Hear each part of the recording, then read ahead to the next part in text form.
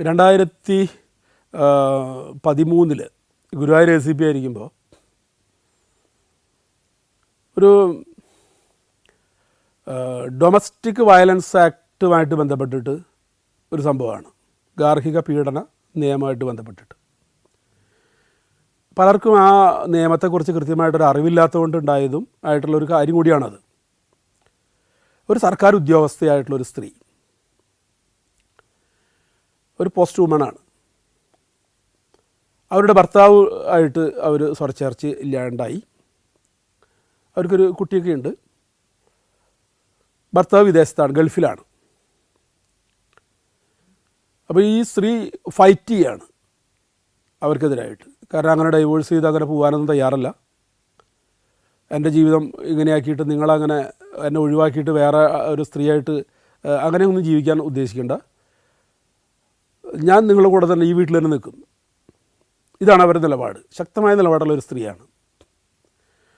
അങ്ങനെ ഈ ഗാർഹിക പീഡന നിയമം അതുണ്ടാക്കിയത് തന്നെ സാധാരണ നൽകി സ്ത്രീ പീഡനം എന്നുള്ളതിൻ്റെ വകുപ്പ് 498A IPC ആണ്. എന്ന് പറഞ്ഞ് ശാരീരികമായോ മാനസികമായോ ഭർത്താവിൻ്റെ ബന്ധുക്കളോ ഒരു സ്ത്രീയെ ഹരാസ് ചെയ്ത് കഴിഞ്ഞാൽ, പീഡിപ്പിച്ച് കഴിഞ്ഞാൽ ആണ് 498A. അത് ജാമ്യമില്ലാത്ത വകുപ്പ് തന്നെയാണ്. സാധാരണ മജിസ്ട്രേറ്റ് കോടതിയിലുള്ള ഒരു സെക്ഷൻ, വിചാരണ വരുന്ന സെക്ഷനാണ്. അപ്പോൾ ഈ 498A കുഴപ്പം എന്താ വെച്ചാൽ,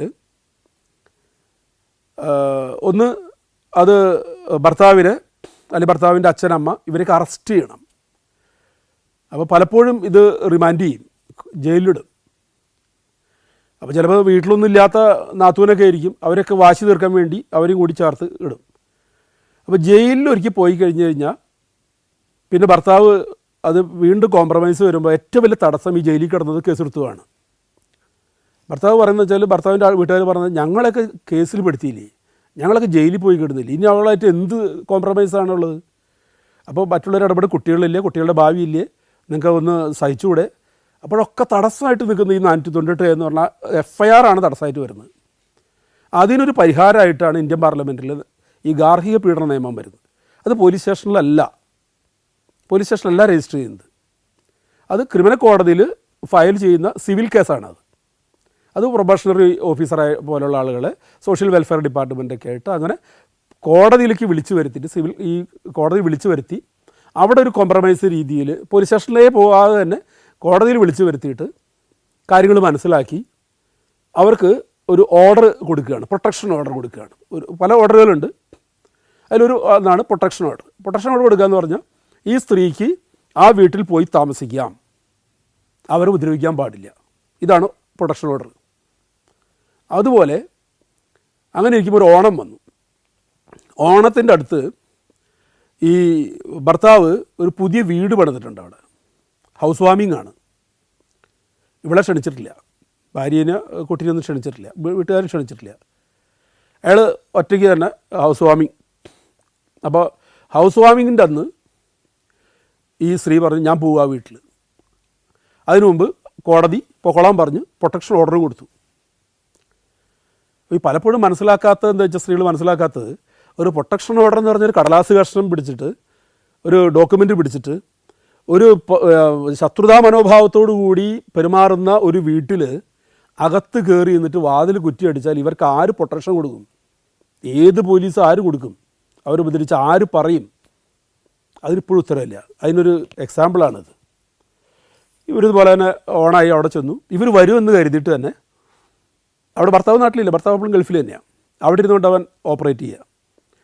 ഈ ബന്ധുക്കളായിട്ടുള്ള കുറേ സ്ത്രീകളെ ഈ വീട്ടിൽ റെഡിയാക്കി നിർത്തി.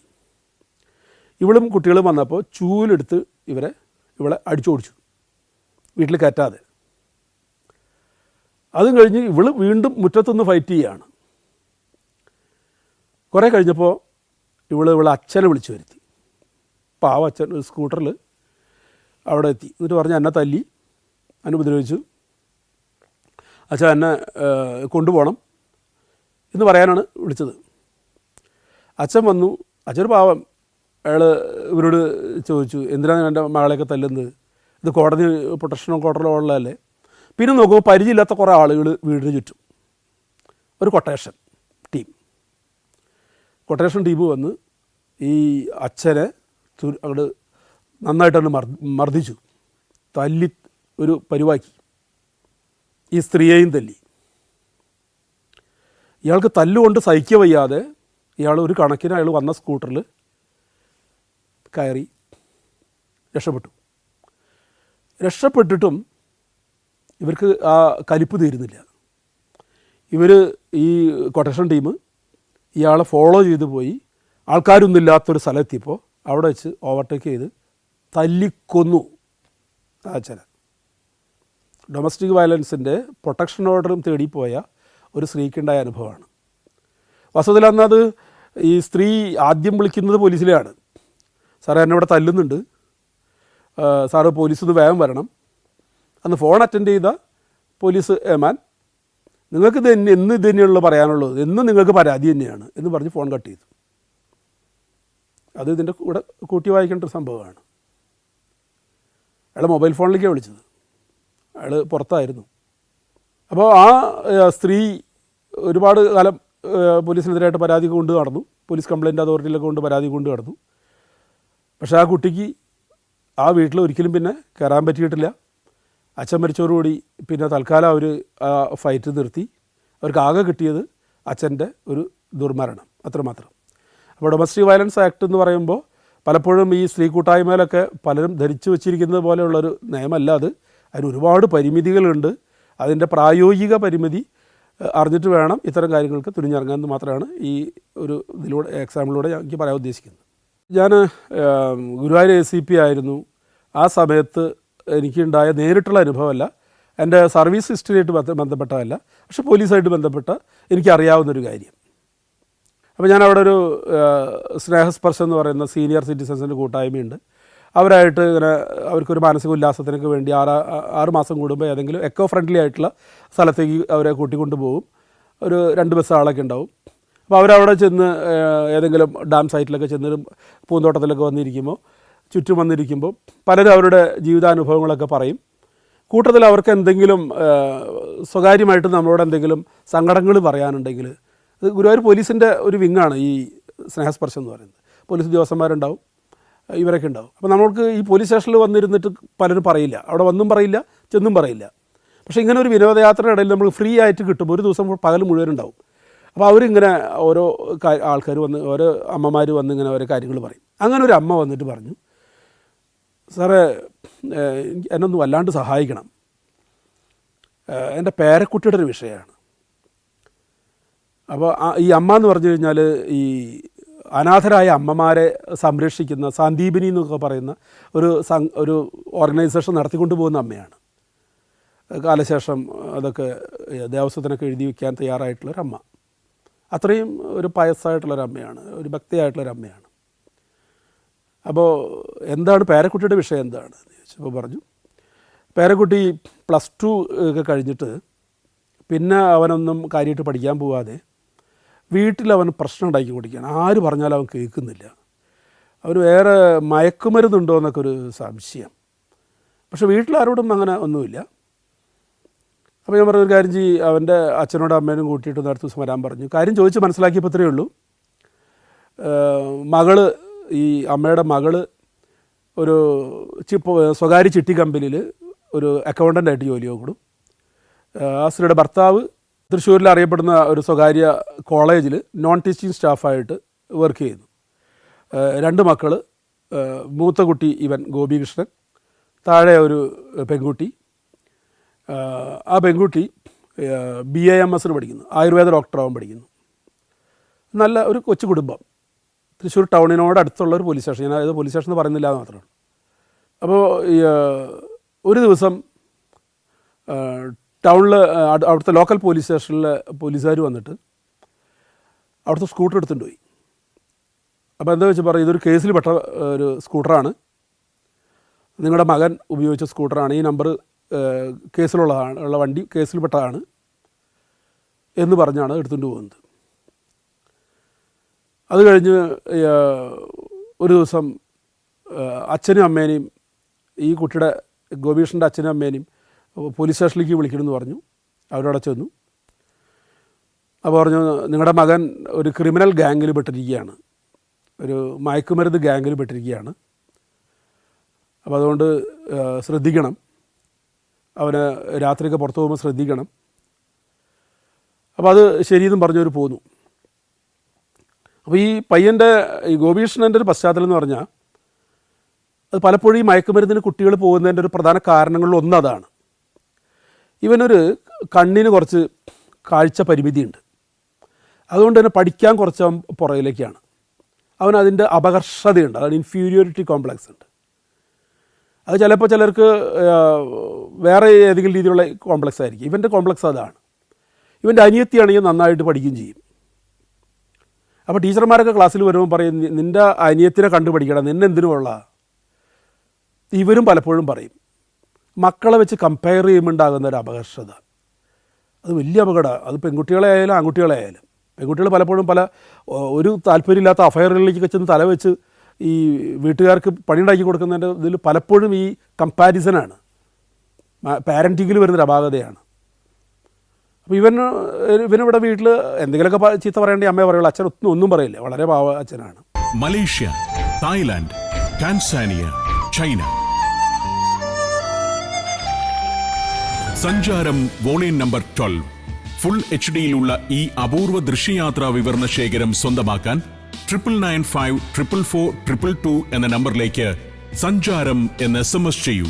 അങ്ങനെ +2 തൃശ്ശൂർ ടൗണിലാണ് പഠിക്കുന്നത്. അപ്പോൾ തൃശ്ശൂർ ടൗണിൻ്റെ പല പ്രാന്തപ്രദേശങ്ങളിലും ഇങ്ങനത്തെ കൂട്ടായ്മകളുണ്ട്, ഈ കുട്ടിക്കൂട്ടങ്ങളുണ്ട്, മയക്കുമരുന്ന് കൂട്ടങ്ങളുണ്ട്.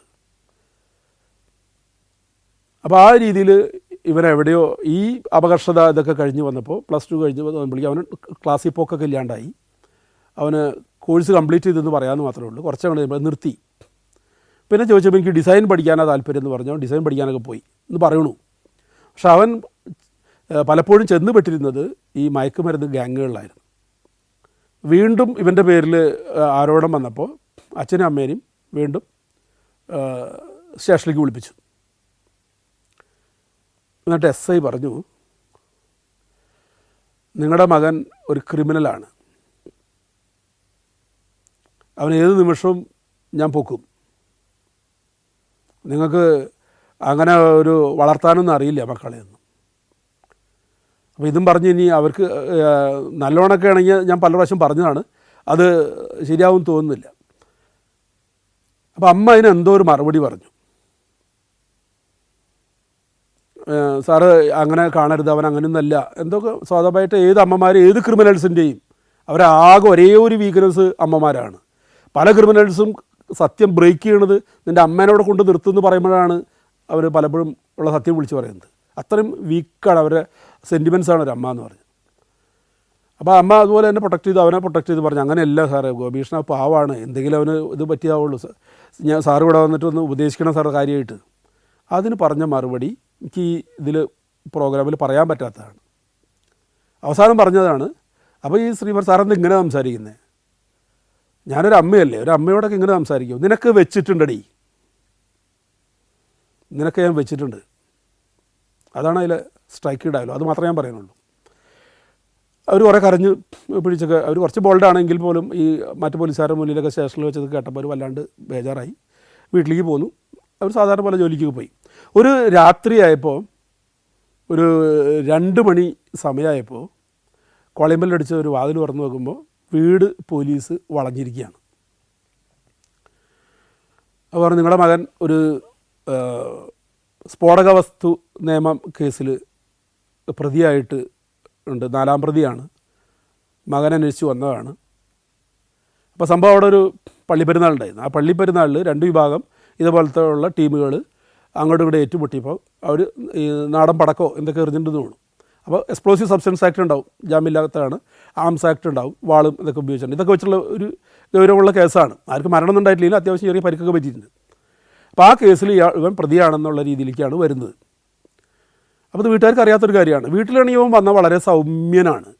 ഒരു 7-8 മണിയാകുമ്പോൾ എന്നും വരും, അവിടെ കിടന്നുറങ്ങും, കാലത്ത് എന്നിട്ട് പോവും. ഒരു തരത്തിലുള്ള ഒരു സ്വഭാവ വ്യത്യാസങ്ങളൊന്നും വീട്ടിലില്ല, അവർ കാണുന്നതേ ഇല്ല. അവർക്ക് വിശ്വസിക്കാൻ പറ്റുന്നില്ല ഗോപീകൃഷ്ണൻ ഇങ്ങനെയുള്ള ആളാന്ന് പറഞ്ഞു കഴിഞ്ഞാൽ. പക്ഷെ പോലീസ് ഇങ്ങനെ വന്ന് പറയുമ്പോൾ എന്താ ചെയ്യുക? ഒരു വാല് തുറന്നു. പോലീസ് അകത്ത് കയറി, പുറയിൽ പോലീസ് നിന്നു.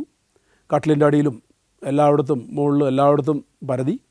മകളുണ്ട്, ആ മകളുടെ ബെഡ്റൂമിൽ കയറി അവിടെ നോക്കി. ഇറങ്ങാൻ നേരം അച്ഛനോട് പറഞ്ഞു, ഈ ഗോപികൃഷ്ണൻ്റെ അച്ഛനോട് പറഞ്ഞു, നാളെ രാവിലെ 8 മണിന്നൊരു സമയമുണ്ടെങ്കിൽ നിങ്ങൾ അവനെ കൂട്ടി സ്റ്റേഷനിൽ വരണം. നിങ്ങൾക്ക് അറിയുണ്ടാവും അവൻ എവിടെയാണെന്ന്, നിങ്ങളെ അവൻ വിളിക്കാതിരിക്കില്ല. അപ്പോൾ ഇനി അത് മറച്ചു പിടിക്കണ്ട, ഇല്ലെങ്കിൽ ഞാൻ 8 മണിക്ക് തന്നെ വന്ന് ഞാൻ പോക്കും. വളരെ വലിയ ശബ്ദം ഉയർത്തി എന്നല്ല പറഞ്ഞ വാക്കുകൾ ഇങ്ങനെയായിരുന്നു മാത്രമേ ഉള്ളൂ. അപ്പം അച്ഛൻ പറഞ്ഞു, എനിക്ക് അറിവില്ല. നിങ്ങൾ അറിവില്ല എന്നും പറയണ്ടോ തന്തേ, നിങ്ങൾക്കറിയാം, നിങ്ങളാണ് ഇവനെയൊക്കെ വഷളാക്കുന്നത്. കുറേ സാരോപദേശം. അവരങ്ങ് പോലീസ് പോയി. ഇവർ പോയതിന് ശേഷം ഈ അച്ഛന് അതുകൊണ്ട് സഹിക്കാൻ പറ്റുന്നില്ല. മുതലാവൻ വീട്ടിൽ വന്നു കഴിഞ്ഞാൽ അവന് ഒരു ചീത്തവാക്ക് തല്ലുക പോയിട്ട് ഒന്ന് ശാസിക്കുക പോലും ഇതുവരെ ചെയ്തിട്ടില്ല. അവൻ്റെ ഈ 19 വയസ്സിൻ്റെ ഇടയിൽ അവനും അങ്ങനെ തിരിച്ചു പറഞ്ഞിട്ടില്ല. അത്രയും ഒരു ഡെലിക്കസി ആയിട്ടുള്ളൊരു ബന്ധമാണ് അച്ഛൻ മകനായിട്ടുള്ളത്. അപ്പോൾ അങ്ങനെയുള്ളൊരു മകൻ ഇങ്ങനെയൊക്കെ പെട്ടു എന്ന് പറയുമ്പോൾ അയാൾക്ക് അതവിടെ ഉൾക്കൊള്ളുന്നതിനപ്പുറമായി. അയാൾ കിടന്നു, അയാൾക്ക് ഉറക്കം വരുന്നില്ല. 5 മണിയൊക്കെ ആയി, അയാൾക്ക് നെഞ്ചുവേദന വന്നു. ഒരിക്കലും അങ്ങനെ ഒരു അസുഖമൊന്നും വരുന്ന ഒരാളല്ല. നെഞ്ചുവേദന വന്നു. പെട്ടെന്ന് ആശുപത്രി കൊണ്ടുപോയി. ആശുപത്രി കൊണ്ടുവന്നപ്പോൾ അതിൽ ഡോക്ടർ കുറിച്ചു, ബ്രോഡ് ഡെഡ്, മരിച്ച നിലയിലാണ് കൊണ്ടുവന്നിരിക്കുന്നത്. അതിൽ ഹൃദയസ്തംഭനം മൂലം മരണപ്പെട്ടു. ഈ ഒരു ട്രാജഡി ഉള്ളതുകൊണ്ടാണ് ഞാൻ ഈ എക്സാമ്പിൾ പറയുന്നത്, എനിക്ക് നേരിട്ട് അറിയാവുന്നതുകൊണ്ടാണ്. മരണമായി, ബോഡി വീട്ടിലേക്ക് കൊണ്ടുവന്നു. ഇതിന് ബലിയിടണം, അച്ഛന് ബലിയിടണം. മകനാണുള്ളത്, മകനാണ് വേണ്ടത്. മകൻ ജീവിച്ചിരിപ്പുണ്ട്. അപ്പോൾ അത് കഴിഞ്ഞപ്പോൾ ഈ നമ്മുടെ സ്നേഹസ്പർശത്തിലെ അമ്മ, അവരുടെ മകൾ, ഇവരുടെ അമ്മ വിളിച്ചിട്ട് പറഞ്ഞു, സാറേ, ഗോപികൃഷ്ണനെ ഒന്ന് ഇവിടേക്ക് കൊണ്ടുവന്നു കഴിഞ്ഞാൽ പോലീസ് അറസ്റ്റ് ചെയ്യൂ, ബലിയിടാൻ വരുമ്പോൾ അറസ്റ്റ് ചെയ്യൂ. ഞാൻ പറഞ്ഞു, അങ്ങനെ നിഷ്ഠൂരായിട്ടൊന്നും കേരള പോലീസിൽ ആരും അങ്ങനെ ഇതൊന്നും ചെയ്യില്ല. നിങ്ങളെ പറഞ്ഞിങ്ങനെ പേടിപ്പിച്ചേ? അല്ല, ഇവിടെ പലരും പറയുന്നുണ്ട് ബലിയിടാൻ വന്നു കഴിഞ്ഞാൽ ബലി ഇട്ട് കഴിയുമ്പോൾ തന്നെ അറസ്റ്റ് ചെയ്യുമെന്ന് പറയുന്നുണ്ട്. അതപ്പോൾ ഇങ്ങനെ ആരാ പറഞ്ഞു തന്നെ? ഒരു സിനിമയിൽ ദിലീപിനെ അങ്ങനെ അറസ്റ്റ് ചെയ്യുന്നുണ്ടെന്ന് ആരോ പറഞ്ഞു. ഇതാണ് സംശയം. അതൊക്കെ സിനിമയല്ലേ? അപ്പോൾ ഇവരൊരു വ്യത്യസ്തമായ രാഷ്ട്രീയ പാർട്ടിയിൽ ഉള്ള ഒരു ഫാമിലിയാണ്. അതുകൊണ്ട് തന്നെ പല സപ്പോർട്ടുകളും ഇവർക്ക് വേറെ എവിടെ നിന്നും കിട്ടാനില്ല. ആർക്കും ഒരു ഉറപ്പ് കൊടുക്കാൻ പറ്റുന്നില്ല. ഇവൻ വന്നാൽ ഇവരെ പോലീസ് അറസ്റ്റ് ചെയ്യില്ല എന്ന് ഉറപ്പ് കൊടുക്കാൻ ആർക്കും പറ്റാത്ത അവസ്ഥ. ബോഡിയാണെങ്കിൽ ഈ ബലികർമ്മങ്ങൾ തുടങ്ങാൻ പറ്റാണ്ട് അങ്ങനെ സ്റ്റാഗ്നൻ്റ് ആയിട്ട് നിൽക്കുക ചെയ്യുന്നത്. അപ്പോൾ സാധാരണ ഞാൻ പോലീസ് സ്റ്റേഷനുകളിലേക്ക് ഒരു കാര്യത്തിനും വിളിക്കാറില്ല, പ്രത്യേകിച്ച് എന്തെങ്കിലും അവർക്ക് ബുദ്ധിമുട്ടുണ്ടാക്കണം എന്തെങ്കിലും കാര്യമാണെങ്കിൽ ഒട്ടും വിളിക്കാറില്ല. പക്ഷെ ഇങ്ങനെ ഒരു ഇതിനകത്ത് വേറെ ഒരു വഴിയില്ല എന്ന് പറഞ്ഞ് നിൽക്കുമ്പോൾ, അപ്പോൾ ഈ ഒരു അമ്മ പറയുന്നു ഒരു വാക്കുകൾ എന്ത് പറ്റേന്ന് വെച്ചിട്ട് ഞാൻ അവിടുത്തെ SI വിളിച്ചു. അപ്പോൾ മിക്കവാറും സ്റ്റേഷനിലെ SIമാരൊക്കെ ഞാൻ എപ്പോഴെങ്കിലുമൊക്കെ പോലീസ് അക്കാദമിയിൽ ക്ലാസ് എടുത്ത എൻ്റെ ട്രെയിനീസായിരിക്കും. അപ്പോൾ ആ ഒരു വിശ്വാസത്തിലാണ് വിളിച്ചു. അപ്പോൾ അയാൾക്ക് എന്നെ അറിയാം.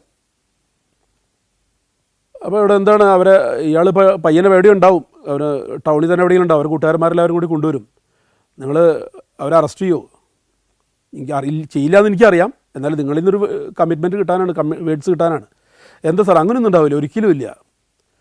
നമ്പർ 2, അയാൾ ഒരു 5 ദിവസമെങ്കിലും ആ ഒരു സഞ്ചയനം വരെയെങ്കിലും അവിടെ കർമ്മങ്ങളും കാര്യങ്ങളും ശേഷമൊക്കെ കെട്ടി കുറേ കാര്യങ്ങൾ വീട്ടിലുണ്ട്, അത് പൂർത്തീകരിക്കുന്നത് വരെയെങ്കിലും അറസ്റ്റ് ചെയ്യാതിരിക്കുമോ? സ്വാഭാവികമായിട്ട് വേണമെന്നുണ്ടെങ്കിൽ ആ സമയം കൊണ്ട് അവനെ ആൻറ്റിസിപ്പേറ്ററി ബെയിലൊക്കെ എടുത്ത് നിങ്ങൾക്ക് ഒരു ബുദ്ധിമുട്ടില്ലാത്ത രീതിയിൽ ചെയ്യിച്ചോളാം. അതിനെന്താ സാറേ, എന്ത് വേണമെങ്കിൽ ചെയ്തു, ഒരു കുഴപ്പമില്ല, ഒരു 100% ഞാൻ പറയണം, ഒരു പ്രശ്നം അവിടെ ഉണ്ടാവില്ല. അങ്ങനെ അവൻ വന്നു. ഒരു 3 ദിവസം കഴിഞ്ഞു, ഒരു ബൈക്ക് വന്നു. അതിൻ്റെ പുറകിൽ അവൻ കയറിപ്പോയി. പിന്നെ അവൻ വന്നില്ല. മയക്കുമരുന്നിൻ്റെ ഒരു സ്വാധീനം, സ്വന്തം അച്ഛന് ബലിയിടുന്നതിനേക്കാളും പ്രാധാന്യം മയക്കുമരുന്ന്, ഏകതയുടെ അനുഭൂതി നൽകുന്ന മയക്കുമരുന്ന്, നിർബന്ധിത ഏകത്വം നൽകുന്ന മയക്കുമരുന്ന്. അതിൻ്റെ മാസ്മരികത നമ്മുടെ സമൂഹത്തിന് അറിയില്ല. അത് തലച്ചോറിലുണ്ടാക്കുന്ന ആ ഒരു ഡെപ്പോമിൻ പോലെയുള്ളതിൻ്റെയൊക്കെ സ്വാധീനം, ആ ഹലൂസിനേഷൻ എന്ന് പറയുന്ന അവസ്ഥ. ഇപ്പോൾ പല കേസുകളിലും, കേരളത്തിലെ പ്രമാദമായ പല കേസുകളിലും ഇതിൻ്റെയൊക്കെ ഒരു ഹലൂസിനേഷൻ എന്നാണ് ആ വാക്ക് പറയുന്നത്.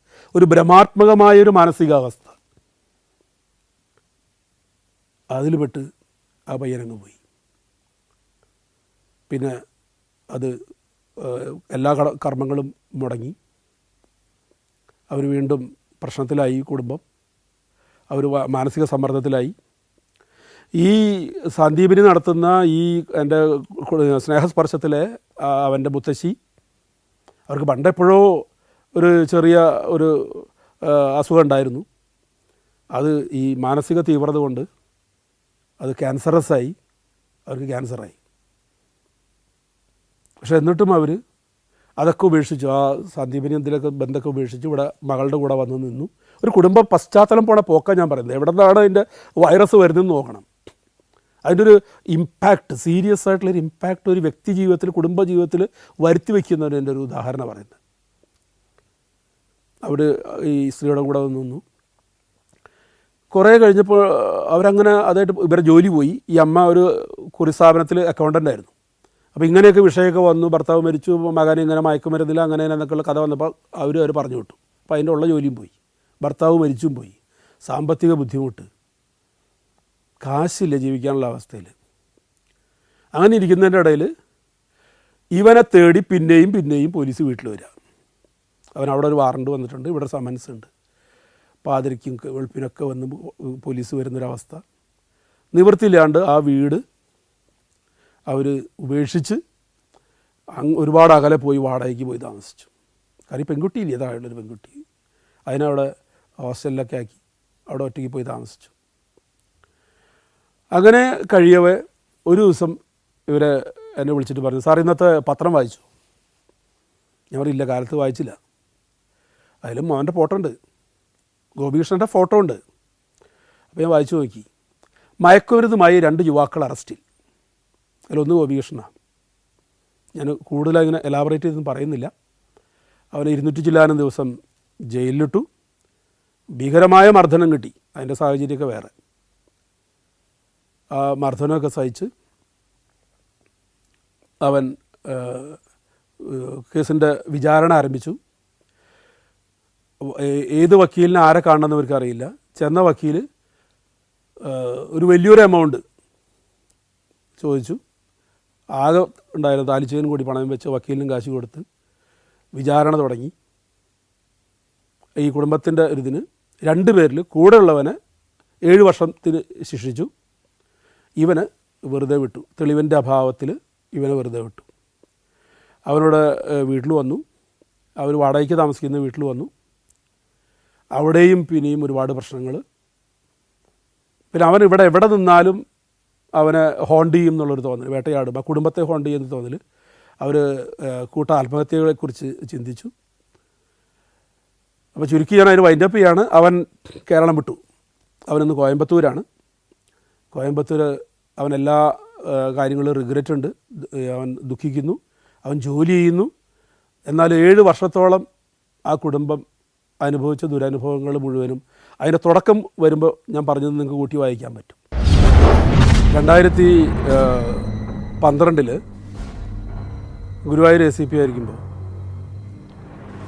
വിയ്യൂർ പോലീസ് സ്റ്റേഷൻ അതിർത്തിയിൽ മാറ്റാമ്പുറം എന്ന് പറയുന്നൊരു സ്ഥലമുണ്ട്. അവിടെ കുറച്ച് കൂടുതൽ ആളുകൾ മരിച്ച നിലയിൽ കാണപ്പെടുന്നു എന്നാണ് വിയ്യൂർ സ്റ്റേഷനിൽ നിന്ന് റിപ്പോർട്ട് വന്നത്. അങ്ങനെ വിയ്യൂർ രാമവർമ്മൂരൊക്കെ കഴിഞ്ഞ് ഒരു ഹൈറേഞ്ച് ഏരിയയ്ക്ക് പോകുന്ന സ്ഥലമാണ് ഈ മാറ്റാമ്പുറം എന്ന് പറയുന്നത്. അവിടെ ചെന്നു വീട്ടിനകത്ത് കയറി നോക്കുമ്പോൾ 6 പേരാണ് മരിച്ചിടുന്നത്.